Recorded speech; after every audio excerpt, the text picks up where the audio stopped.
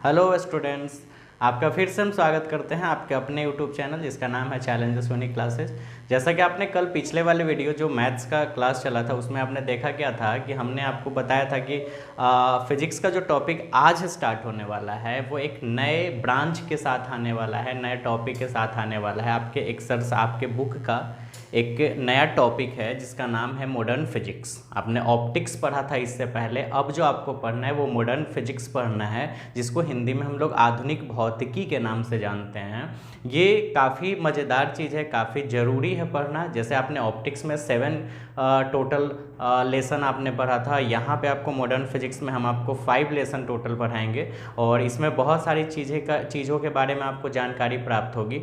ये चैप्टर पढ़ना काफ़ी इम्पॉर्टेंट है क्योंकि थोड़ा हार्ड भी है, इंटरेस्टेड भी है। सबसे बड़ी बात है कि इसको पढ़ने में काफ़ी मज़ा आएगा, और मज़ा इसलिए आएगा क्योंकि ये बोर्ड एग्ज़ाम या किसी कम्पिटिटिव एग्ज़ाम के लिए तो इम्पॉर्टेंट है ही। इसके अलावा हमारे दैनिक जीवन में बहुत सारे ऐसे चीज़ हैं जिनका यूज हम लोग कंटिन्यूसली करते रहते हैं, लगातार इसका उपयोग करते रहते हैं, और वो सारे चीज़ जिसका हम लोग उपयोग कर रहे हैं उसमें कहीं ना कहीं मॉडर्न फिजिक्स का योगदान है। क्योंकि मॉडर्न फिजिक्स के आने से हमारे जीवन में क्रांति आई थी। बहुत सारे टेक्नोलॉजी, साइंस में टेक्नोलॉजी माध्यम ये सब मिलाकर हमने बहुत सारे नए नए तरीक़ों को जन्म दिया। जैसे कि आपने मोबाइल देखा, पहले टेलीफोन कैसा होता था, आज मोबाइल कैसा होता है ना। मोबाइल पे कम्युनिकेशन सिस्टम जो होता है, हम लोग मोबाइल के थ्रू बात कर रहे हैं या टेलीफोन के थ्रू जो बात कर रहे हैं, या फिर टीवी देख रहे हैं, टेलीविजन्स वगैरह। तो बहुत सारे, अगर कोई हवाई जहाज़ आसमान में उड़ रहा है तो उसको सिग्नल प्रोवाइड करता है, रडार के द्वारा सिग्नल प्रोवाइड किया जाता है कि वो हवाई जहाज़ अभी कहाँ पे है, कहाँ पे, कब वो किस जगह पे पहुँचेगा। ये सारा चीज़ का जो इन्फॉर्मेशन होता है, एक कम्युनिकेशन सिस्टम, एक संचार व्यवस्था के माध्यम से प्राप्त होता है। तो ये सारे चीज़ का जो स्टडी है वो हम लोग मॉडर्न फिजिक्स के ही बेस पर कर पाए, आधुनिक भौतिकी के आधार पर ही कर पाए। तो ये काफ़ी इंपॉर्टेंट टॉपिक है।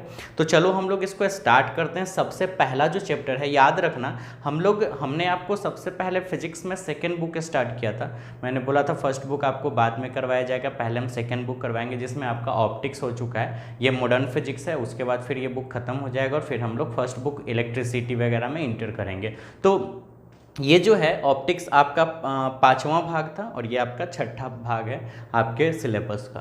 तो ये पार्ट 6 यानी 6ठा भाग है जिसका नाम है मॉडर्न फिजिक्स। जैसे ऑप्टिक्स आपने पढ़ा था, हिंदी में आधुनिक भौतिकी के नाम से जाना जाता है। चलो और आगे देखते हैं। इसका जो सबसे पहला चैप्टर है, उस पहले चैप्टर का नाम है विकिरण एवं पदार्थ के द्वैत गुण। द्वैत का मतलब होता है दो। जैसे कि आपके मोबाइल में डुअल सिम होता है ना, तो उसके पास 2 सिम है। द्वैत का मतलब दो तरह का गुण पाया जाए, ठीक है। तो और किस में 2 तरह का गुण पाया जाए, तो विकिरण और पदार्थ, ठीक है। विकिरण जैसे प्रकाश भी एक तरह का विकिरण है, रेडिएशन है, और पदार्थ यानी मैटर, यानी dual nature of radiation and matter. Radiation यानी विकिरण, मैटर यानी पदार्थ, उसके डुअल नेचर्स के बारे में हमको इस चैप्टर में जानना है। काफ़ी मज़ेदार चीज़ है, ठीक है। आप समझ गए मैंने क्या बोला कि आपका 6 पार्ट स्टार्ट हुआ है आपके सिलेबस का, जिसका नाम है मॉडर्न फिजिक्स आधुनिक भौतिकी, और इसमें हमको टोटल 5 लेसन पढ़ने हैं। उसमें जो सबसे पहला लेसन है उसका नाम है विकिरण एवं पदार्थ के द्वैत गुण, यानी dual nature of radiation and matter. अच्छा, इस चैप्टर का, इस टॉपिक का, इस ब्रांच का हमको सबसे पहला लेसन ये पढ़ना है, और इस लेसन का मुझे सबसे पहला टॉपिक पढ़ना है इलेक्ट्रॉन का खोज, यानी discovery of electron. An electron भी लिख सकते हैं। तो discovery of an electron, an लगा ही लेते हैं, मतलब इलेक्ट्रॉन का खोज कैसे हुआ, किसने किया, कब किया, ये सारा टॉपिक आज हम लोग डिस्कस करेंगे, ठीक है। हालांकि ये टॉपिक को आपको सिर्फ समझना है, इसको लिखना नहीं, इसका नोट्स नहीं बनाना है, आपको ध्यान में रखना है। इसके बाद का जो टॉपिक स्टार्ट होगा वो आपको समझना है, यानी कि उसको आपको लिखना है, नोट्स बनाना है, कंप्लीट करना है। ये आप समझो कि ये कहानी है, ठीक है। काफ़ी मज़ेदार चीज़ है। चलो देखते हैं इलेक्ट्रॉन का खोज कैसे कैसे हुआ। हम आपके सामने 3 वैज्ञानिक का नाम लिखें, माइकल फैराडे, बेंजामिन फ्रैंकलिन और जे थॉमसन। ये 3 वैज्ञानिक के बेस पे, इनके नाम, इनके डिस्कवरी के बेस पे हम इलेक्ट्रॉन का आविष्कार, इलेक्ट्रॉन का खोज, सॉरी आविष्कार नहीं, खोज, यानी डिस्कवरी ऑफ एन इलेक्ट्रॉन के बारे में जानकारी प्राप्त करेंगे। चलो ध्यान देते हैं। देखिए, हम जो कहानी बता रहे हैं वो कहानी उस समय का है जब इलेक्ट्रिसिटी का खोज हो चुका था। मैंने क्या बोला कि ये कहानी मैं सुना रहा हूँ, तो ये कहानी उस समय का है जब इलेक्ट्रिसिटी का खोज हो चुका था। इलेक्ट्रिसिटी के बारे में थोड़ा बहुत जानकारी प्राप्त हो चुकी थी। यहाँ तक कि हम लोग इलेक्ट्रिसिटी में ये भी जान चुके थे कि अगर एक प्लस और एक माइनस चार्ज को अगर आपस में कॉन्टेक्ट करवाया जाता है तो वहाँ पे एक स्पार्क पैदा लेता है, एक चमक आता है, और उस स्पार्क और चमक के कारण वहाँ पे एक चमक तो आता ही है, उसके अलावा वहाँ पे एक आवाज़ भी आता है। अब देखो, तरतराहट का आवाज़ आता है। आप देखे होंगे कहीं बिजली का तार वगैरह ऐसे फंसाते हैं, ऐसे टोका फंसाते हैं, तो वहाँ पे स्पार्क पैदा लेता है, यानी चिंगारी भी होता है, थोड़ा आवाज़ भी करता है। तो वो सारा चीज़ के बारे में डिस्कवरी हो चुका था, उस समय का हम कहानी बता रहे हैं, और वो डिस्कवरी किए थे माइकल फैराडे ने। ध्यान से समझना, मैंने क्या बोला कि हम उस टाइम का आपको कहानी सुना रहे हैं जिस समय माइकल फैराडे ने इलेक्ट्रिसिटी के बारे में थोड़ा बहुत कुछ बता दिया था। जैसे कि आपको जो चीज़ हम बोल रहे हैं, आपको समझा रहे हैं, वो आपके सामने एक वीडियो भी शो कर रहा है। उस सारा वीडियो में ये चीज़ मेंशन है कि माइकल फैराडे, उनका माइकल फैराडे का एक फ़ोटो भी आ रहा होगा। तो माइकल फैराडे ने, ध्यान देना, माइकल फैराडे ने क्या किया, इलेक्ट्रिसिटी का खोज उस समय कर चुके थे। ठीक है, उसके बारे में बहुत डिटेल्स जानकारी नहीं, लेकिन बहुत हद तक कुछ जानकारियाँ प्राप्त हो चुकी थी। ठीक है, अब आगे चलते हैं। उसके बाद आप देखते हो, अभी जब बारिश का मौसम आता है, तो जब बरसात होती है, बारिश होता है, तो बारिश होते समय या बारिश से पहले या बारिश के बाद तक भी बादल बहुत तेज़ आवाज़ में गरजते हैं, जो जिसको हम लोग गरजना बोलते हैं कि बादल गरज रहे हैं। काफ़ी लाउड उनका साउंड होता है गरजने का। साथ ही बिजली भी चमकती है, आप देख रहे हो, और डर भी लगता है उनकी आवाज़ से, काफ़ी ज़्यादा साउंड होता है, बिजली भी चमकती है। आप देखे हो कहीं कहीं बिजली गिर भी जाती है, जिसके कारण से बहुत लोगों को हादसा भी हो जाता है ना, घर भी टूट जाता है, पेड़ वगैरह टूट के गिर जाते हैं। तो आप देखो बरसात के समय में ऐसा होता है, बादल गरजता है, बिजली चमकती है, ये सारा चीज़ होता है। तो जब इलेक्ट्रिसिटी के खोज टाइम ही उसी समय पहले के जो पादरी लोग होते थे, प्रीस्ट, जैसे कि हमारे यहाँ आप मान सकते हो कोई जैसे कि होता है संत महात्मा टाइप का कोई, जो आपको थोड़ा बहुत ज्ञान दे सके, वैसे ही वहाँ पे अमेरिका वगैरह में प्रीस्ट होते थे, पादरी जिसको बोला जाता था, इंग्लिश में प्रीस्ट बोलते हैं। तो वो पादरी होते थे जो कि सिर्फ ये बताते थे कि भगवान में विश्वास करो। उनका मानना था कि भगवान में विश्वास करो। जब ऐसे जैसे डिस्प्ले पे जो वीडियो शो कर रहा है उसमें ऐसे बिजली और आवाज़ का जो गड़गड़ाहट का जो आवाज़ आता था, तो उनका कहना क्या था कि जब मानवता खत्म होने लगती है, मानवता खतरे में पड़ जाती है, या मानवता हम लोग अच्छे ढंग से मानवता को नहीं निभा पाते हैं, काफ़ी पाप बढ़ जाता है, तो भगवान क्या करते हैं, भगवान गुस्सा में ये काम करते हैं। भगवान गुस्सा में ऐसे काम करते हैं जिससे कि बिजली चमकना, बादल का गरजना, ये सब उसके कारण से होता है। तो लोग मान भी लेता था, क्योंकि आज भी हम लोग मानते, बहुत सारे अंधभक्त जो होते हैं, मतलब अंधविश्वास, बहुत सारे ऐसे चीज़ है जिसको मानते हैं हम लोग। तो वो लोग भी पादरी का बात मान लेते थे कि हाँ ऐसा होता है। लेकिन ऐसा नहीं कि 100 आदमी में 100 आदमी ही इस बात को मान ले कि ये भगवान ही करवा रहे हैं, ये भगवान गुस्सा है हमसे, तो जिसके कारण से वो आपका बादल का गरजना या बिजली का चमकना हो रहा है। कुछ ऐसे भी लोग होते हैं जो साइंस में विश्वास करते हैं, कुछ ऐसे लोग होते हैं जो नॉर्मली पादरी के कहने पे विश्वास कर लेते हैं और अंधविश्वास, और कुछ ऐसे भी लोग होते हैं जो साइंस का बात मानते हैं। तो उस समय भी कुछ लोग डायरेक्ट मान लिए कि हाँ ये भगवान के द्वारा, गॉड के द्वारा हुआ है, लेकिन कुछ ऐसे भी थे जो साइंस पे विश्वास करते थे। और उन्हीं में से एक आपका वैज्ञानिक था जिनका नाम था बेंजामिन फ्रैंकलिन। बेंजामिन फ्रैंकलिन जो थे, उन्होंने बोला कि नहीं, ये कोई प्राकृतिक आपदा तो है ही ये, लेकिन ये भगवान द्वारा नहीं करवाया जा रहा है, ये कहीं न कहीं साइंस के कारण से है, साइंस ही इसको करवा रहा है, भगवान गुस्सा में इसको नहीं करवा रहे हैं। तो पादरी लोग थोड़ा गुस्सा, उन्होंने बोला कि कैसे आप इसको साबित करके दिखाओ कि ये भगवान द्वारा न करवाया जा रहा है, ये कोई नेचुरल फिनोमिनन है, प्राकृतिक घटना है जिसमें साइंस का यूज हुआ है, साइंस कहीं ना कहीं आ रहा है। तो फिर उन्होंने क्या किया कि बोला कि अगर ठीक है हम प्रूफ करेंगे, लेकिन पादरी लोग से भी पूछे कि क्या आप इस चीज़ को प्रूफ कर सकते हो। तो उन्होंने बोला कि क्योंकि वो लोग के पास कोई क्लू नहीं था, उन्होंने बोला कि नहीं हम नहीं कर सकते हैं, बस मान सकते हैं। लेकिन इन्होंने बोला, बेंजामिन फ्रैंकलिन ने बोला कि हाँ हम कर सकते हैं। ठीक है, कैसे कर सकते हैं चलो देखते हैं। और उन्होंने बोला कि अगर आप बोल रहे हो कि बादल का गरजना और बिजली का चमकना अगर भगवान करवा रहे हैं, तो अगर मैंने ऐसा करवा दिया बादल का गरजना और बिजली का चमकना, तो हमको भी लोग भगवान माने, ऐसा उनका कहना था। ठीक है, किनका? तो बेंजामिन फ्रैंकलिन का। चलो अब आगे चलते, ध्यान से आगे बढ़ो। जब बेंजामिन फ्रैंकलिन क्या किए, उन्होंने देखा, पहले गए अमेरिका के किसी एक चर्च पे गए, चर्च के छत पे उन्होंने चढ़ा। छत पे जाने के बाद देखा क्या, वहाँ पे वो गए जहाँ पे बारिश वगैरह थोड़ा ज़्यादा होता है कोई ऐसे सिटी होते हैं जिसमें बारिश ज़्यादातर होता है, तो वैसे जगह पे वो गए जहाँ पे बारिश ज़्यादा होती थी, और वो एक चर्च के छत पे चढ़ गए। और वो क्या लेकर चढ़े? तो पतंग। ठीक है, उन्होंने पतंग उड़ाया, लेकिन पतंग उड़ाने से कोई फ़ायदा नहीं हुआ। तो धीरे धीरे 1 2 बार 3 बार उनके दिमाग में आया, उन्होंने पतंग को कुछ अलग तरीके से उड़ाया। उन्होंने क्या किया कि पतंग में एक उन्होंने मेटल, कुछ भी मेटल यानी धातु का एक कोई भी चीज़, एक वस्तु, छोटा सा एक वस्तु उन्होंने धागा में लटका दिया। मान लो एक ब्लेड ही लटका दिए। ठीक है, एक ब्लेड या कोई भी मेटल का एक वस्तु उन्होंने धागा में लटका दिया, और पतंग को काफ़ी हाइट तक ले गए। बरसात हो रहा था, बारिश हो रहा था, उन्होंने काफ़ी हाइट तक ले गया। पहले भी उन्होंने किया, लेकिन जब बारिश नहीं हो रही थी तो काफ़ी ऊंचाई तक उन्होंने उस पतंग को उड़ाया, लेकिन कोई फर्क नहीं पड़ा। लेकिन जब बारिश आने की संभावनाएं थी, उस समय उन्होंने पतंग को किसी तरह से उड़ाया। उड़ाने के बाद उसमें एक मेटालिक सरफेस उन्होंने, या मेटालिक कोई ऑब्जेक्ट उन्होंने रस्सी में बांध दिया उस धागे में, और उसके बाद उन्होंने उड़ाना स्टार्ट कर दिया।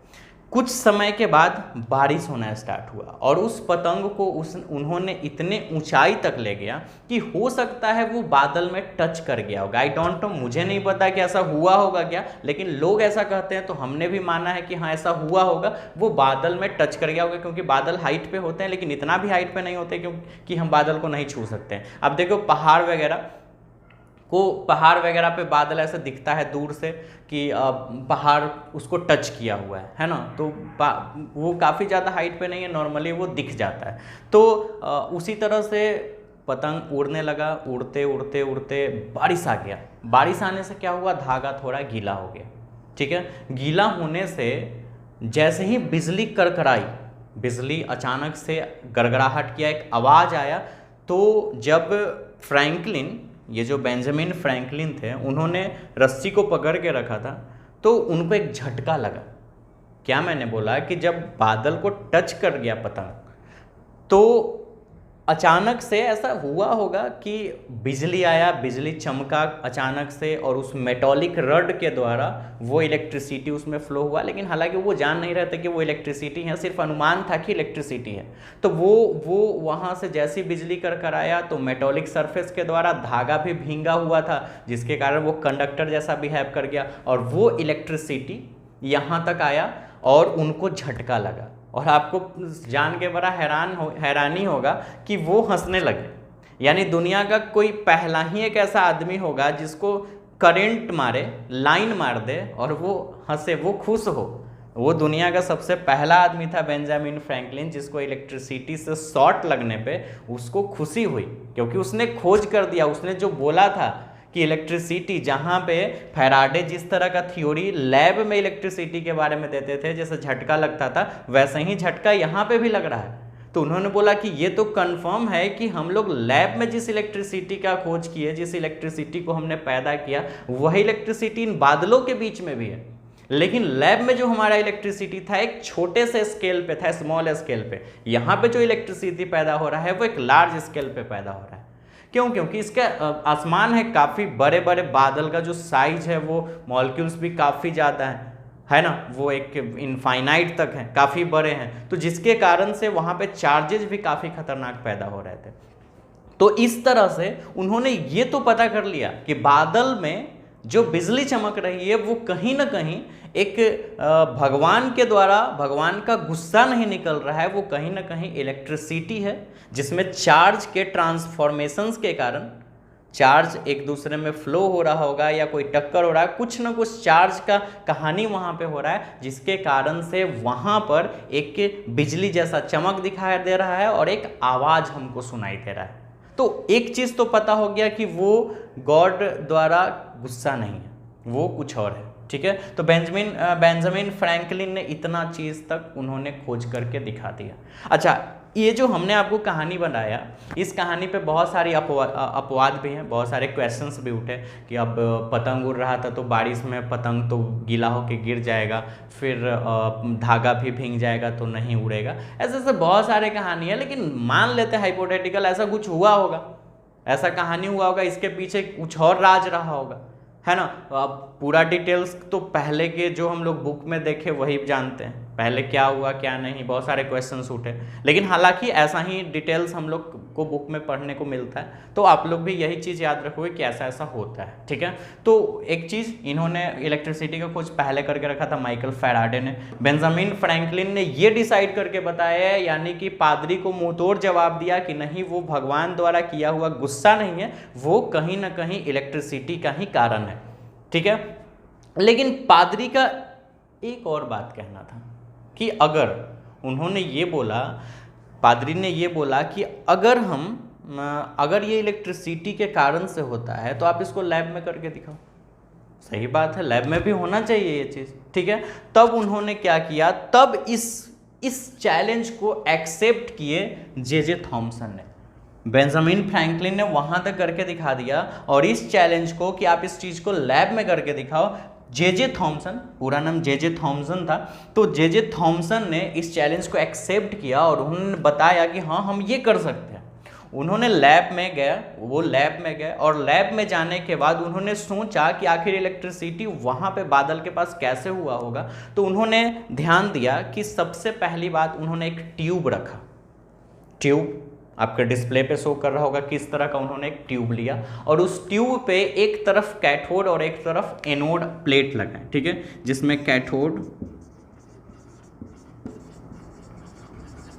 जिसमें एनोड को पॉजिटिव माना गया, ठीक है, और कैथोड को निगेटिव। हालांकि केमिस्ट्री में सीधा उल्टा पर हो गया। केमिस्ट्री में फिजिक्स में एनोड प्लस होता है, कैथोड माइनस। केमिस्ट्री में आपको कैथोड को ही प्लस बताया जाएगा, एनोड को माइनस। ये भी चीज़ का डिस्कशन हम लोग आगे चैप्टर में करेंगे कि ऐसा क्यों होता है, सारा चीज़ बताएंगे। लेकिन फिजिक्स में ये होता है cathode minus anode plus, chemistry में अपोजिट होता है। तो कैथोड माइनस एनोड प्लस, उन्होंने एक ट्यूब लिया जो कि आपके डिस्प्ले पे शो कर रहा है, इस तरह का ट्यूब, और एक तरफ कैथोड प्लेट उन्होंने लिया और एक तरफ उन्होंने एनोड प्लेट ले लिया, यानी एक तरफ पॉजिटिव और एक निगेटिव, क्योंकि उन्होंने सोचा कि कहीं ना कहीं वहाँ पे दो चार्जेस अपोजिट चार्जेस रहे होंगे तभी तो स्पार्क, क्योंकि बेंजामिन फ्रैंकलिन ने तो ये बता दिया ना कि चार्ज के स्पार्क का ही वो कारण है, लेकिन एक बड़े स्केल में चार्ज वहाँ पे स्पार्क कर रहा है जिसके कारण इतनी बड़ी चमक मुझे दिखाई दे रही है।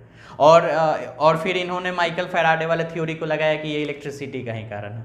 तो इन्होंने जे थॉमसन ने सोचा कि जब इन्होंने बता दिया कि बादल में बड़े स्केल में अगर इलेक्ट्रिसिटी है, वहाँ पे स्पार्क पैदा ले रहा है, तो कहीं ना कहीं दो निगेटिव चार्ज रहे होंगे, दो अपोजिट चार्जेस रहे होंगे, एक प्लस में और एक माइनस में, ऐसे ऐसे चार्जेस। तो उन्होंने इसी तरह से एक ट्यूब लिया और उन्होंने दो अलग अलग चार्जेस को, अपोजिट चार्जेस को पैदा करने के लिए एक टर्म बनाया। तो एक तरफ कैथोड लगा दिया और एक तरफ एनोड लगा दिया। ठीक है, फिगर में आपको दिख रहा है, इस तरह का उन्होंने कंस्ट्रक्शन किया। फिर उन्होंने ये सोचा कि अगर उतना हाइट पे, बादल तो कुछ हाइट पे है ही, तो उस हाइट पे ऑक्सीजन और कार्बन डाइऑक्साइड की मात्रा तो कम से कम होगी, है ना, क्योंकि ऑक्सीजन वगैरह तो नीचे, क्योंकि हम जैसे जैसे ऊपर जाते हैं क्या होता है, हमको सांस लेने में दिक्कत होता है, क्योंकि ऑक्सीजन वगैरह जो है वो भारी हैवी गैस है तो वो नीचे रहता है, जो हल्के हल्के गैस है वो ऊपर होते हैं। तो उन्होंने सोचा कि उस ऊंचाई पे बादल के पास कहीं ना कहीं इनर्ट गैस होंगे, निष्क्रिय, है ना।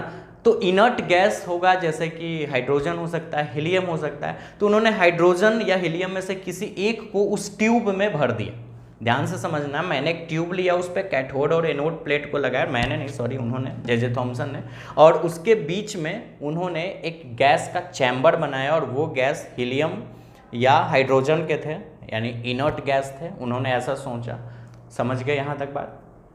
उसके बाद उन्होंने नीचे एक सेल भी लगाया, सेल समझ रहे हो, बैटरी है ना, तो उन्होंने बैटरी लगाया, एक सेल लगा दिया जिससे कि इलेक्ट्रिसिटी फ्लो हो सके, ठीक है। और जैसे फिगर में दिख रहा था वैसे ही कंस्ट्रक्शन उन्होंने किया, और करने के बाद जब इलेक्ट्रिसिटी का फ्लो करवाया गया, ठीक है, तो इलेक्ट्रिसिटी का जब फ्लो करवाया गया, ध्यान से समझना, इलेक्ट्रिसिटी का जब फ्लो करवाया गया तो जिससे ये पता चला, जैसे इलेक्ट्रिसिटी का फ्लो करवाया गया वहाँ पे वही चमक जो बादल के पास चमक थी, वही चमक इनको लैब में उस ट्यूब के अंदर दिखाई दिया, और वही आवाज़ जो बादल गरजने का आवाज़ होता है वही आवाज़ इनको यहाँ भी सुनाई दिया। लेकिन वहाँ जो बादल में जो आवाज़ और प्रकाश होती है वो कुछ सेकेंडों के लिए होती है ना, 2 4 5 10 सेकंड के बाद वो खत्म हो जाती है तुरंत से। लेकिन ये जो है वो काफ़ी समय तक सुनाई देते रहा, क्योंकि ये अपना एक्सपेरिमेंट था। इसमें जब तक ये इन्होंने इलेक्ट्रिसिटी को फ्लो करवाया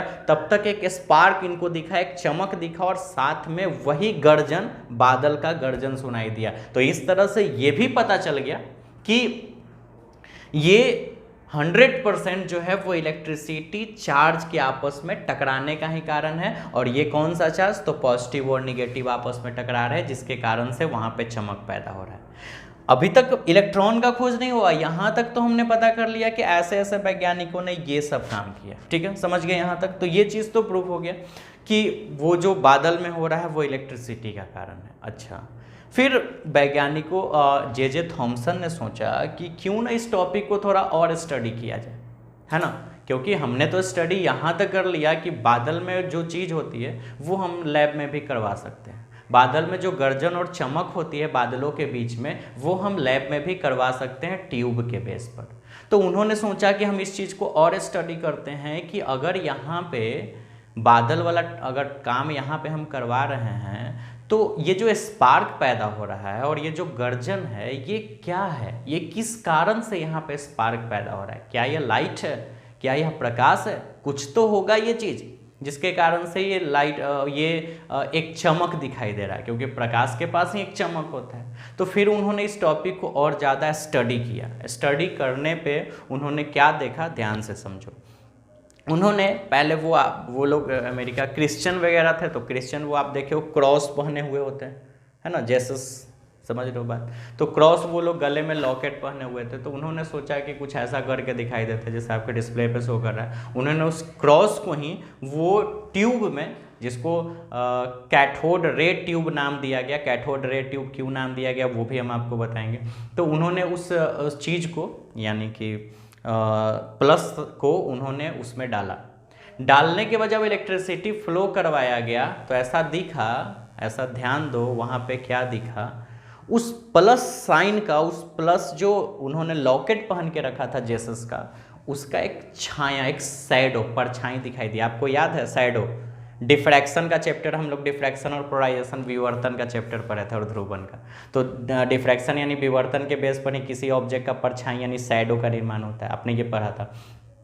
तो आप सोचो कि उस लॉकेट का एक शैडो, एक छाया, एक परछाई, शैडो क्यों बना, तो कहीं ना कहीं एक लाइट है वहाँ पे, है ना, लाइट है तभी तो वो शैडो बना।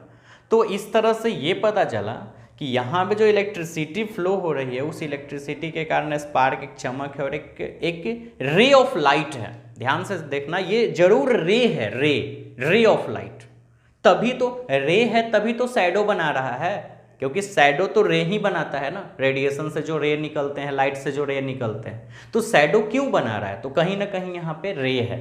तो उस रे का नाम उन्होंने कैथोड रे रखा, क्योंकि वो जो लाइट थी, वो जो आपका लाइट था वो कैथोड से एनोड के तरफ जा रहा था। आप देख सकते हो वीडियो में, कैथोड से एनोड के तरफ वो ट्रैवल कर रहा है, तो इसीलिए उसका नाम कैथोड रे रखा गया है। तो वो रे ही, लेकिन कैथोड के कारण पैदा हो रहा है तो उसका नाम कैथोड रे रखा गया। और इस टॉपिक का ये जो आपका चैम्बर है इसको कैथोड रे ट्यूब के नाम से जाना गया, ठीक है, या इस एक्सपेरिमेंट को भी कैथोड रे ट्यूब एक्सपेरिमेंट के नाम से जाना जा सकता है, ठीक है। तो इंग्लिश में, हिंदी वाले बच्चे आप इंग्लिश में याद रखें कैथोड रे ट्यूब, और वो रे को कैथोड रे नाम रखा गया। अच्छा, एक चीज़ तो हम लोग समझ गए कि ये जो चार्ज यहाँ पे जो फ्लो हो रहे थे, चाहे वो कुछ भी हो चार्ज के कारण से, तो वो फ्लो हो रहे हैं तो कहीं ना कहीं वो एक रे के फॉर्म में है, और उस रे का नाम हमने कैथोड रे रखा। जे थॉमसन यही नहीं रुके, जे थॉमसन सोचे कि अब इसके बारे में थोड़ा और भी कुछ जानकारी लिया जाए, तो फिर उन्होंने क्या किया, कुछ अलग चीज़, उन्होंने एक स्पॉयलर रखा या एक ब्लोअर या एक पंखी मान लो, सिंपल सा, ठीक है। एक उन्होंने बीच में पंखी लगा दिया, जैसे आपको दिख रहा होगा फिगर में, है ना, उन्होंने एक पंखी लगा दिया। जब पंखी लगाया और फिर से जब वो इलेक्ट्रिसिटी सेल से, बैटरी से इलेक्ट्रिसिटी का फ्लो करवाया, तो उन्होंने क्या देखा कि वो जो आपका व्हीलर था, वो जो चक्की था, यानी पहिया जिसको बोल सकते हैं या कुछ भी व्हील बोल दो, वो घूमा ऐसे टर्न करके।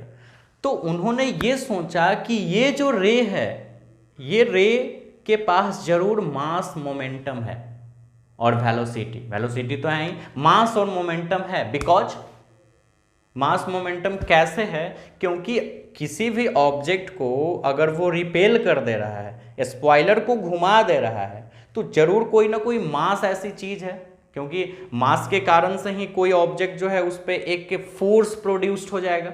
आप देखो, फोर्स बराबर मास इंटू एक्सेलरेशन, यानी बल बराबर द्रव्यमान गुने त्वरण, है ना। तो द्रव्यमान यानी मास होनी चाहिए, मोमेंटम यानी, और मास है तो मोमेंटम भी हो जाएगा, क्योंकि मास है, द्रव्यमान है और आगे की ओर बढ़ रहा है, वेलोसिटी यानी वेग भी है, तो मोमेंटम भी हो जाएगा, क्योंकि मोमेंटम इक्वल टू होता है मास इंटू वेलोसिटी, द्रव्यमान गुने वेग, है ना। तो उन्होंने ये सोचा कि जब ये स्पॉइलर इसके कारण से घूम रहा है तो इस रे के पास मास भी है। पहले तो उन्होंने ये सोचा कि रे है, किस बेस पे, तो जब शैडो बन गया क्रॉस का, तो उन्होंने सोचा कि जरूर ये 100% ये रे है, और ये व्हील को भी घुमा दिया, इसका मतलब इस रे के पास मास भी है, ठीक है। फिर सोचा कि अब इसको और एक्सपेरिमेंट किया। अभी तक दो बात याद रख लीजिए, ये तो रे है यहाँ से, यानी जो बादल में या लैब में आप जो भी किए हो रहा है फिनोमिनन, वहाँ पे वो एक रे है, उसका नाम कैथोड रे, लैब में कैथोड रे नाम रखा गया, वहाँ तो आप बिजली चमक जो भी बोलो। और दूसरा बात ये पता चला कि ये जब रे है तो शैडो बना रहा है। दूसरा बात ये पता चला कि इनके पास मास है, मोमेंटम है, द्रव्यमान है, संवेग है।